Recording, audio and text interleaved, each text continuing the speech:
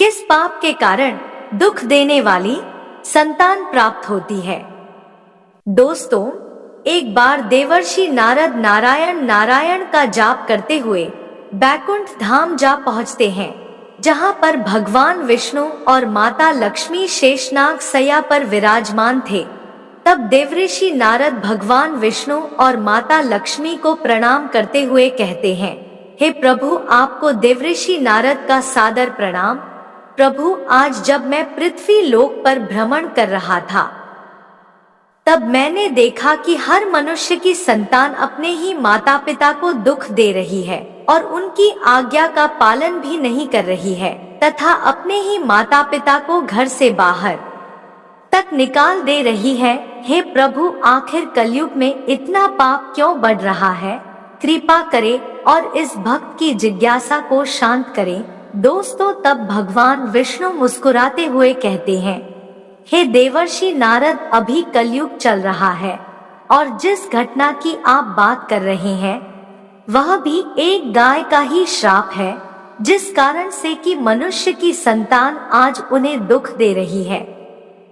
तब नारद उत्सुकता के साथ कहते हैं, कौन सा शराप और क्यों दिया गाय ने एक मनुष्य को शराप? दोस्तों, भगवान विष्णु कहते हैं, हे नारद, आज मैं आपकी शंका को पूरी तरह से शांत करता हूँ, किंतु आपको इस कथा को बड़े ही ध्यान से और पूरा सुनना होगा और मानव जाति के कल्याण हेतु इसका प्रसार भी करना होगा।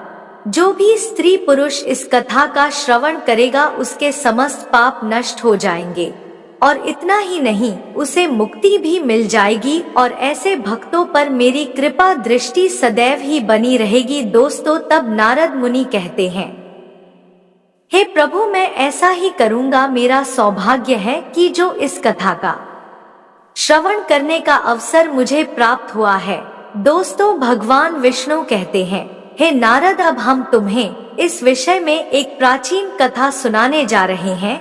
बहुत सालों पहले की बात है, तब कलयुग की शुरुआत होने वाली थी और कली का असर मनुष्य के जीवन पर पड़ रहा था। गंगा के किनारे एक सुंदर गांव बसा हुआ था। वहां सभी जाति और धर्म के लोग अपने धर्म का पालन किया करते थे, सत्य एवं सत्कार में लगे रहते थे। उस नगर में पुरुषोत्तम नाम का एक ब्राह्मण रहता था, जो कि समस्त वेदों का विशेषज्ञ और सभी धार्मिक कार्यों में आगे रहता था। वहाँ ब्राह्मण बड़ा तेजस्वी था, उसका तेज सूर्य के समान चमकता था। पुरुषोत्तम धनवान ब्राह्मण होने के बावजूद भी भिक्षा मांगकर अपने ब्राह्मण धर्म का पालन किया करता था। उस ब्राह्मण की एक पत्नी भी थी, जिसका नाम पारो था। वहाँ दिखने में इतनी सुंदर थी कि मानव स्वर्ग की कोई अप्सरा हो। उसका जन्म भी एक बहुत अच्छे कुल में हुआ था, किंतु वह स्वभाव से बड़ी हठीली तथा क्रूर थी। वह बहुत ही बहादुर भी थी और उसके साथ साथ ही वह बहुत कंजूस भी थी। भगवान विष्णु जी कहते हैं, हे नारद, उसे झगड़ा फसाद करना, चुगली करना, यह सब तो उसके व्यसन थे, लेकिन उसके बावजूद भी दोनों पति पत्नी बड़े ही प्रेम से रहते थे, किंतु उनकी कोई संतान भी नहीं थी। इसी कारण से धन जायदाद, धन संपत्ति, इतना सब कुछ होने के बाद भी उन्हें किसी किस्म का कोई सुख महसूस नहीं होता था।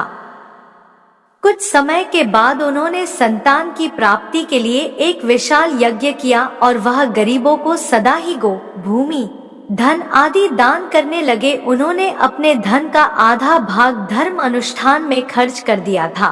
फिर भी उन्हें न कोई पुत्र हुआ न पुत्री। इस कारण से ब्राह्मण को बड़ी ही चिंता हुई और वह अत्यंत दुखी होकर एक दिन घर छोड़कर वन की ओर प्रस्थान कर गए। चलते चलते दोपहर के समय जंगल में उसे प्यास लगी, इसलिए वह एक नदी के किनारे गया और वहां जल पीकर बैठ गया। संतान न होने के दुख से उस ब्राह्मण का सारा शरीर सूख गया था। वहां अत्यंत कमजोर और दुखी रहने लगा था, मानो कि जैसे उसके शरीर में प्राण ही ना हो। दोस्तों, भगवान विष्णु कहते हैं, हे नारद, उस ब्राह्मण की पूजा पाठ और ईश्वर भक्ति को देख, स्वयं भगवान शिव एक सन्यासी ब्राह्मण का रूप धारण करके इस नदी के पास जा पहुँचे। ब्राह्मण के वहां बैठने के कुछ ही देर बाद वह सन्यासी वहां आए और उन्होंने भी नदी में से जल पिया और दूसरी ओर ब्राह्मण को बैठे हुए देखा। तब भोलेनाथ शिव, जो ब्राह्मण के रूप में थे, पुरुषोत्तम, उनके पास आए और जोर जोर से सांस भरने लगा और उनके सामने रोने बिलखने लगा। तब सन्यासी ने पूछा, हे ब्राह्मण, तुम रोते क्यों हो? ऐसा क्या हुआ तुम्हें? कौन सी चिंता सता रही है? तुम शीघ्र ही मुझे अपने दुखी होने का कारण बताओ। भगवान विष्णु कहते हैं, हे नारद, ब्राह्मण ने कहा, हे मुनि, मैं अपना दुख क्या कहूँ? यह सब तो मेरे पूर्व जन्मों का फल है। मेरी कोई संतान नहीं है, इससे तो मेरे पितृ भी दुखी हैं। मेरे पूर्वज मेरे दिए हुए जल अंजलि को पीने लगते हैं। उस समय उनकी दयनीय अवस्था देखकर मेरा शरीर भी विचलित हो जाता है।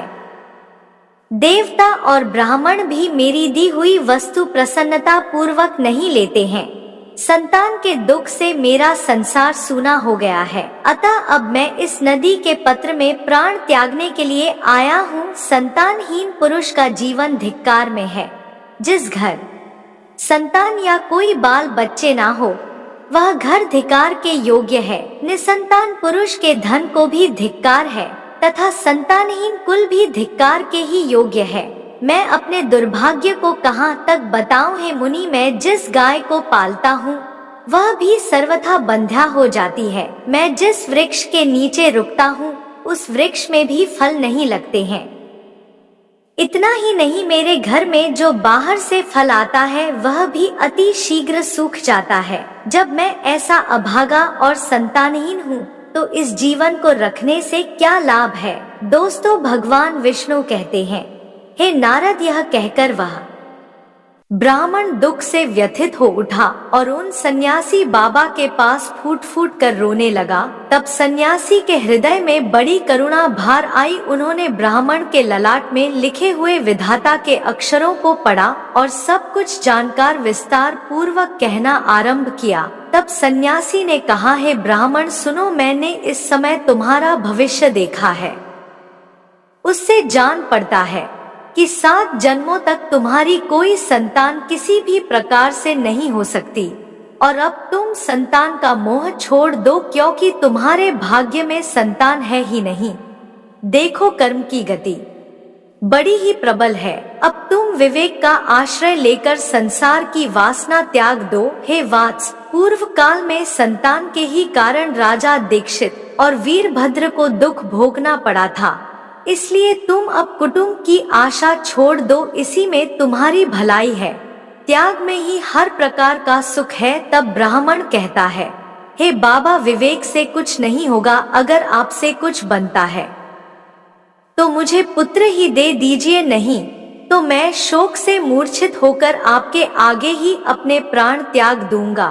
पुत्र आदि के सुख से विहीन यहाँ न्यास सर्वदा निराश ही है। जीवन में पुत्रों से भरा हुआ ग्रस्त आश्रा ही सरस है। दोस्तों, भगवान विष्णु कहते हैं, हे नारद, ब्राह्मण का यह आग्रह देख शिव रूपी सन्यासी ने कहा, देखो, विधाता के लेख को मिटाने का हठ छोड़ दो। अतः भाग्य ने जिसके पुरुषार्थ को कुचल दिया हो, ऐसे पुत्र समान से तुम्हें सुख नहीं मिलेगा। फिर भी तुम हट करे जा रहे हो। तुम्हें केवल अपना स्वार्थ ही सूझ रहा है। अतः मैं तुमसे क्या कहूँ? अंत में ब्राह्मण का बहुत आग्रह देख सन्यासी ने उसे एक फल दिया और कहा, इसे तुम अपनी पत्नी को खिला देना। इस फल के बीज के कारण उसे एक पुत्र की प्राप्ति होगी। और हाँ, तुम अपनी स्त्री को बताना कि वह 1 वर्ष तक सत्य, दान, पूजा पाठ इत्यादि का पालन करते हुए प्रतिदिन एक ही समय भोजन करे। तब उसका बालक अत्यंत शुभ स्वभाव वाला होगा। ऐसा कहकर वह महात्मा चले गए और ब्राह्मण अपने घर चला गया। घर आकर उसने अपनी पत्नी के हाथ में वह फल दिया तथा उसे फल के कठोर नियमों के बारे में समझा दिया और वह उसके बाद कहीं चला गया। दोस्तों, उसकी पत्नी तो बड़ी ही कुटिल स्वभाव की थी। वह अपनी सखी के आगे रो रो कर कहने लगी, मुझे तो बहुत चिंता होने लगी है, मैं तो इस फल को नहीं खाऊंगी। इस फल को खाने से मुझे गर्व रहेगा और गर्भ धारण करने से पेट बढ़ जाएगा, उसके बाद मेरा खाना पीना भी कम होगा और इस कारण से मेरी शक्ति भी घट जाएगी। ऐसी दशा में अब तुम ही बताओ, घर का काम कौन करेगा? यदि देव वर्ष गांव में लूट पड़ जाए तो गर्भ धारण की हुई स्त्री भाग कैसे सकेगी? यदि कहीं प्रसव काल में बच्चा टेढ़ा हो गया तब तो मेरी मौत ही हो जाएगी। बच्चा पैदा होने में असह्य पीड़ा होती है, ऐसा भी मैंने सुन रखा है। मैं तो सुकुमारी स्त्री हूँ, मैं उस पीड़ा को कैसे सह सकूंगी? गर्भवती अवस्था में जब मेरा शरीर भारी हो जाएगा और चलने फिरने में कठिनाई होगी, उस समय मेरी ननंद रानियां घर का सारा माल और धन उड़ा ले जाएगी। और तो और ये सत्यवादी का नियम और पालन मेरे लिए तो बहुत ही कठिन है। जिस स्त्री की संतान होती है उसे बच्चों के लालन पालन में भी कष्ट उठाना पड़ता है। मैं तो समझती हूँ बांझ अथवा विधवा स्त्री ही सबसे अधिक सुखी होती है।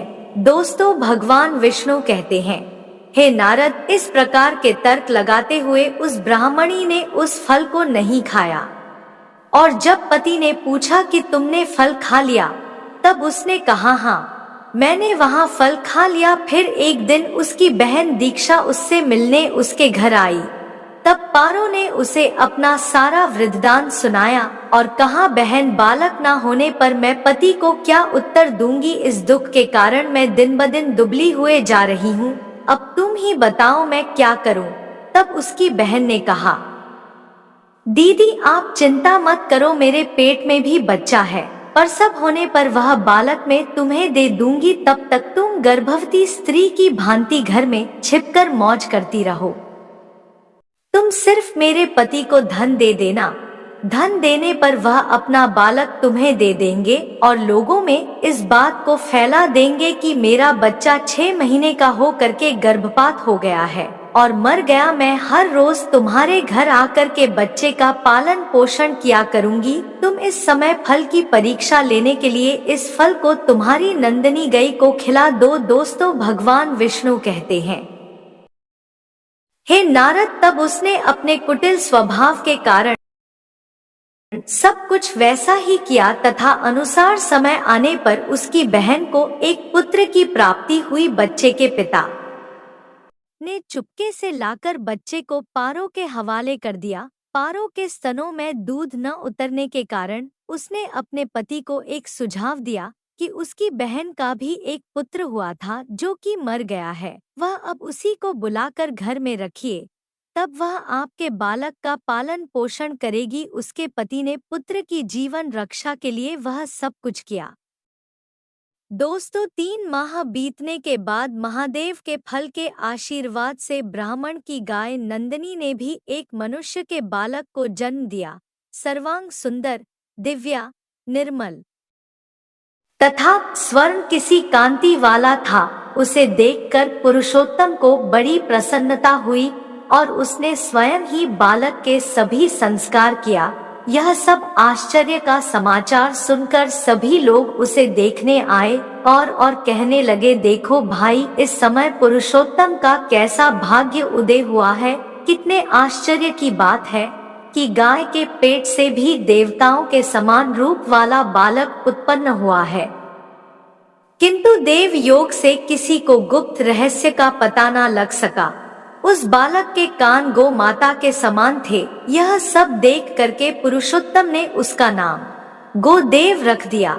भगवान विष्णु कहते हैं, हे नारद, एक दिन की बात है जब पुरुषोत्तम कहीं बाहर गया हुआ था और पारो की बहन भी बीमार पड़ गई थी, इसलिए उसे ही दोनों बालकों को संभालना पड़ रहा था। तभी उसने नंदा गाय का दूध निकालकर केवल अपने पुत्र को पिलाना और गोदेव को नहीं दिया तथा वह हमेशा ही उससे ईर्ष्या करती थी, उसे बहुत डटती तथा बहुत मारती पीटती थी और हमेशा ही अपशब्द कहती थी। फिर उसी दिन पारो के मन में एक विचार आया कि आज घर पर कोई नहीं है, यही सही मौका है इस ठिकाने लगाने का, क्योंकि भविष्य में गौदेव भी उनकी जायदाद का वारिस बनने वाला था, जबकि उसका ही पुत्र सारे धन का अकेला वारिस होगा।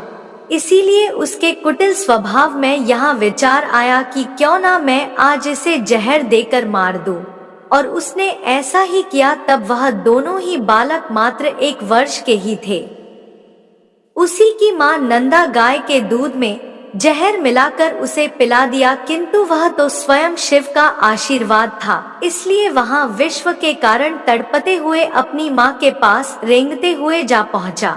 दोस्तों, भगवान शिव कहते हैं, हे नारद नंदा, अपने पुत्र की ऐसी हालत देखकर वह अत्यंत दुखी हो गई और उसने भगवान विष्णु का स्मरण करते हुए अपने बच्चे का विष हारने का विलाप किया। तब भगवान विष्णु के तेज के कारण वह तुरंत ही ठीक हो गया और अपनी मां का दूध पीने लग गया।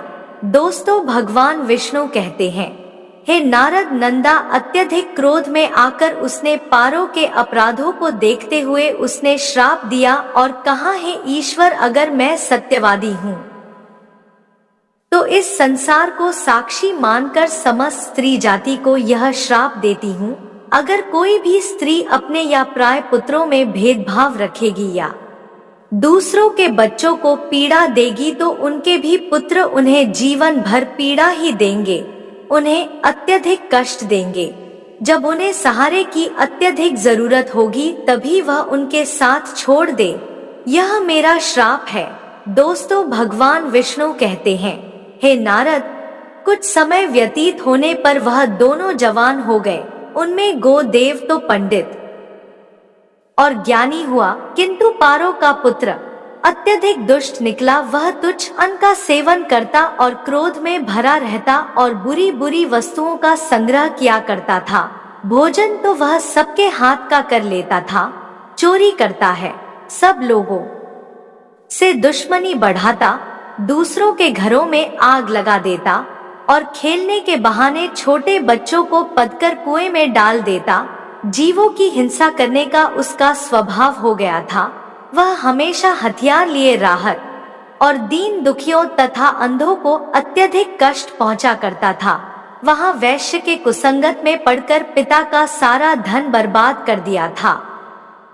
एक दिन तो माता पिता को खूब पीटकर वहां घर के सारे बर्तन भांडे उठाकर ले गया। इस प्रकार से धनहीन हो जाने के कारण बेचारा बाप फूट फूट कर रोने लगा और वह बोला, इस प्रकार पुत्रवन होने से तो पुत्रहीन रहना ही अच्छा है। अब मैं क्या करूं, कहां जाऊं, कौन मेरा दुख दूर करेगा? यह तो मुझ पर बहुत बड़ा कष्ट आ पहुंचा है। अब तो मैं इस दुख के कारण अपने प्राण ही त्याग दूंगा, क्योंकि कुपुत्र बड़ा ही दुखदायी होता है। तभी वहां सत्यवान गोदेव वहां आए और वैराग्य का महत्व दिखलाते हुए अपने पिता को समझने लगे। पिताजी, इस संसार में कुछ भी सार नहीं है, दुख ही इसका स्वरूप है। यहाँ भला कौन किसका पुत्र है और कौन किसका धन? जो इनमें सत्य होता है उसे ही रात दिन जलना पड़ता है। इंद्र अथवा चक्रवर्ती राजाओं को भी कोई सुख नहीं है। सुख तो बस एकांतवासी वैराग्यवान मुनि को ही है। संतान के प्रति जो आपकी ममता है, यहाँ महान ही अज्ञान है। इसे छोड़िए। मोह में फंसने से मनुष्य को नरक में ही जाना पड़ता है। औरों की तो बात ही क्या है, आपका यह प्रिया शरीर भी एक न एक दिन नष्ट हो जाएगा, आपको छोड़कर चल देगा। इसलिए आप अभी से सब कुछ छोड़कर वन में चले जाइए। गोदेव की बात सुनकर ब्राह्मण वन में जाने के लिए मान गए और बोले, हे पुत्र, मुझे वन में रहकर क्या करना चाहिए, मुझे विस्तार पूर्वक बताओ। तब गोदेव ने कहा, पिताजी, हड्डी, मांस और रक्त के पिंड रूप इस शरीर में आप में परण का अभिमान छोड़ दीजिए और स्त्री, पुत्र आदि में भी ये मेरे हैं, इस भाव को सदा के लिए ही त्याग दीजिए। इस संसार को निरंतर क्षण भर देखिए और एकमात्र वैराग्य रसिक होकर भगवान भजन में लग जाइए। दोस्तों, कहानी अच्छी लगी हो तो वीडियो को लाइक और चैनल को सब्सक्राइब जरूर करें और कमेंट में जय श्री नारायण लिखना ना भूलें। और वीडियो के अंत तक बने रहने के लिए आप सभी प्यारे दोस्तों का तहे दिल से धन्यवाद। मिलते हैं अगली वीडियो में।